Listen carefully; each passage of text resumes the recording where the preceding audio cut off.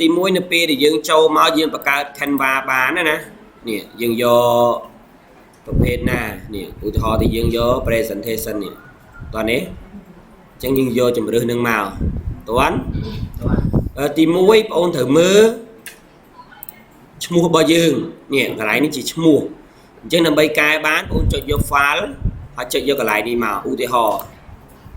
លោកគ្រូដូរដាក់ក្រុមទី10ឧទាហរណ៍តោះនេះយល់ទេហើយរបៀបដាក់ element យើងដាក់ធម្មតាទេអាហ្នឹងដូចអត់មានអីទេធម្មតាដូចយើងប្រើដែរយើងប្រើ text នេះយើងយក text មកយើងយកមកគូសមក add text មកនេះ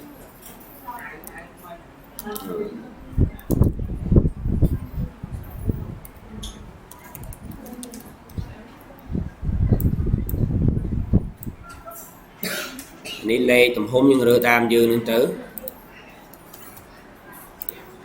ហើយដាក់ពណ៌ឬពណ៌កន្លែងនេះធម្មតាដូចនៅក្នុងកម្មវិធី PowerPoint ដែរណាដូចគ្នាទេតោះនេះឧទាហរណ៍អញ្ចឹងហើយរបៀបយើងផ្ញើទៅកាន់គេយើងផ្ញើបែបម៉េចរបៀបផ្ញើបងមើលកន្លែងនេះណាចុចយក share កន្លែងនេះអញ្ចឹងនៅពេលដែលបង share ទៅកាន់គេអូនសង្កេតមើលកន្លែងនេះអញ្ចឹងបើបងអូនដាក់ only you can access មានន័យថាយើងខ្លួនឯងទេតោះនេះអញ្ចឹងយើងអត់សម្រាប់ខ្លួនឯងទេយើងផ្ញើឲ្យគេចូលមើលគឺយើងចូលយក animus នេះចុចយក animus តោះនេះហើយកន្លែងនេះយើងដូរទៅជា view តោះនេះបើសិនជាបងអូនផ្ញើឲ្យលោកគ្រូបងអូនអាចផ្ញើ comment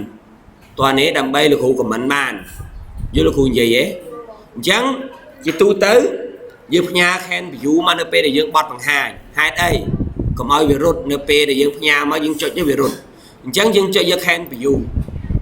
ហើយ copy link ហ្នឹងមក copy link ហ្នឹងផ្ញើទៅក្នុង link ដែលបងអូនចង់ឲ្យគេបើកតោះនេះឧទាហរណ៍លោកគ្រូ copy link ណានេះលោកគ្រូ copy link ហ្នឹងណាលោកគ្រូយកទៅបើកនៅក្នុង browser ផ្សេងនេះអញ្ចឹង browser ផ្សេងហ្នឹងអត់មានត្រូវការគណនីរបស់ Canva ទេតោះនេះអញ្ចឹងលោកគ្រូអាចមើលបានយល់លោកគ្រូនិយាយទេហើយមួយទៀតប្រសិនបើយើងចង់បាន slide ហ្នឹងទៅធ្វើរបស់ខ្លួនឯងធ្វើម៉េច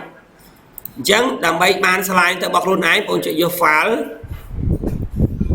អូនេះដោយសារជាប់អានេះបានអត់មានទេដោយសារ sign up សិន sign up សិនជាប់មួយគណនីមួយសិនដើម្បី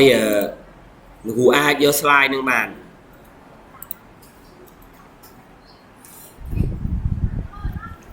អញ្ចឹងលោកគ្រូចង់បាន slide ហ្នឹងលោកគ្រូចុចយក file ចុចយក make copy តោះនេះអញ្ចឹងចុចយក make copy ទៅ slide ដែលយើងបាន link មកមិញហ្នឹងជារបស់យើងហើយតោះនេះអត់តាក់ទងជាមួយនឹងរបស់គេទេតោះនេះយល់គ្រូនិយាយទេម្ដងទៀតឧទាហរណ៍បងស្រីនេះគាត់ផ្ញើ slide ឲ្យលោកគ្រូឧទាហរណ៍នេះផ្ញើមកនេះណាអញ្ចឹងលោកគ្រូចង់បាន slide ហ្នឹងធ្វើជារបស់ខ្លួនឯងដែរអញ្ចឹងលោកគ្រូ copy link នឹងយកមកតោះនេះអញ្ចឹងលោកគ្រូចុចយក file យក make copy អញ្ចឹង slide ហ្នឹងនឹងคล้ายទៅជារបស់គ្រូមួយទៀតតោះនេះអញ្ចឹងលោកគ្រូដូរឈ្មោះបានណាដាក់ក្រុមឧទាហរណ៍ក្រុម4ឧទាហរណ៍យល់ទេនេះរបៀបធ្វើតើលោកគ្រូនិយាយតើអត់អាហ្នឹងរបៀបផ្ញើ link